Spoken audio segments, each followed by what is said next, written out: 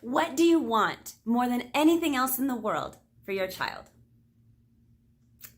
To be happy, right? Is that what you said in your brain? If it is, you are part of the majority of parents out there. And I'm here to tell you that although this is natural, it could also be a problem. Why? Because a lot of us take this wish for our kids to be happy to extremes. And the result is enabling hover parents, lawnmower parents, and anxiety and stress in our kids and in ourselves. I picked this topic this week because we're approaching the holiday season, and holiday seasons are especially ridiculed with expectations and the need to be happy.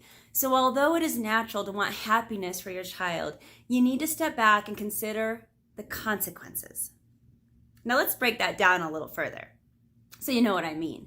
What do we really mean when we say we want our kids to be happy?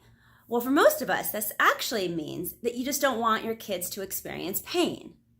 And as a parent, you can step in and help your child avoid physical pain, for sure. However, you cannot protect them from all the emotional pain out there, nor should you really want to. See, life is full of emotional pain. It is how we live. Having emotional pain and sadness teaches us to be grateful for happiness. If you're trying to prevent your child from experiencing emotional pain, then you're also robbing them of living and then learning from it. One of my favorite examples of this is from Walt Disney's Nemo. In it, Dory is so wise, and when she's talking to Nemo, or talking about Nemo to Marlin, and Marlin is Nemo's dad, and he's the classic cover parent. Dory says to Marlin, "You can't never let anything happen to him, because then nothing would ever happen to him." See, you have to let your child experience life. And a part of that experience is emotional pain. It's hard, really hard. But when you think of it that way, you realize that protecting your kids from this emotional pain is unrealistic too. In fact, it's doing them a disservice. The best lessons in life are learned through pain. I'm sure that you've had a painful experience in your life, and when you recovered from it, you were wiser, and then you were better for it. Maybe it was a heartache, or maybe you got caught doing something, whatever it was. It was the experience that made you learn, and then you grew from that experience. As a teacher, I can tell you with all certainty that we don't learn best from books and theory. We actually learn best from experience.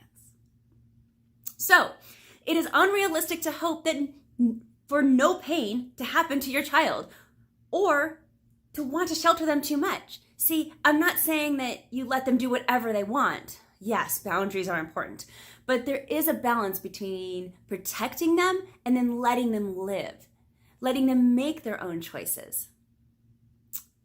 Furthermore, if it is unrealistic to expect no pain in their lives, then we as parents are setting ourselves up for disappointment and heartache when we're trying to overprotect them.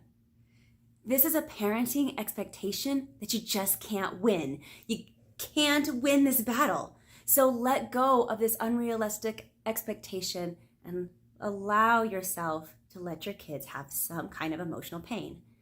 I'm going to go one step further and suggest that you teach your kids that pain, failure, heartache, and disappointment in their life is absolutely normal. Some of the depression that exists in our young people today stems from unrealistic expectations of how they should be. With social media only glorifying and portraying the good moments, our young people are being manipulated to think that their life should be as good as what they see in their pictures. They should look that good. They should feel that good. They should be that happy every day.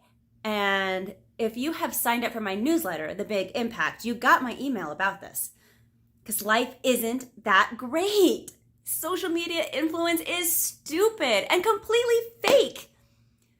Dr. Shefali Jabari suggests that as parents, we should teach our kids not to gain any self-worth from external success. She says our children should not base any part of who they are from external stuff. Now, this sounds easy, but it's not. Because we live in a society that gives a ribbon to everyone who participates because we think the ribbon will teach the kid that they have value on the team. We pack our kids' schedules with activities and more activities because society has told us that they need to be well-rounded, they need to be high achievers, and they need to be good at everything. How stressful for our young people. This artificially induced pressure is ridiculous. I say, stop making your kids feel overburdened. It's okay. So what can you do about this?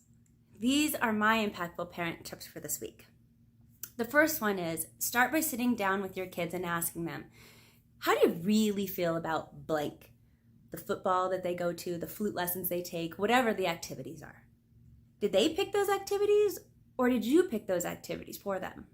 And then ask them, if you could quit that activity and try something new, would you? What would you try?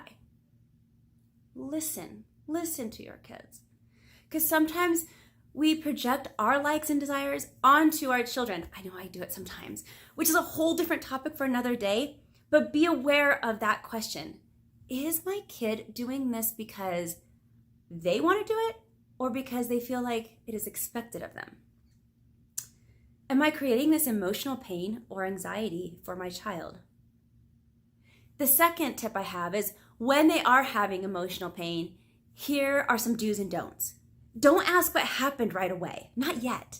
Instead, start this conversation by saying, hey, I see you're upset. I'm just gonna sit next to you right here. And if you wanna talk about it with me for a while, I'm here to listen. See, you're empathizing. Then just sit there and be with them. Listen, validate their feelings. Don't say, you should have done this and you should have done that. This turns kids off, especially teenagers. So you can process those better choices later after they've had time to process their feelings. So give them one thing to focus on at a time. They don't want your advice at that moment. Later is okay. They want someone just to hear them. Do stay calm in those situations, no matter why they are upset. Don't get upset yourself and make judgments about the situation. This is really bad, actually, because if you start saying stuff like, I knew that friend was horrible, or getting emotionally charged yourself, they won't be able to calm down. And then you'll be digging yourself a hole when they will be friends again with that person next week. And much like when your child was a toddler and they fell, if you were to react like, oh no, and scream, then they would scream. So if you're calm, then they learn to fall and remain calm. Even teenagers are looking to you for guidance on how they should be controlling their emotions. Thank you for joining me today. I hope my message was impactful to you if you needed to hear that message. You are an impactful parent. Parenting is hard, and you got this.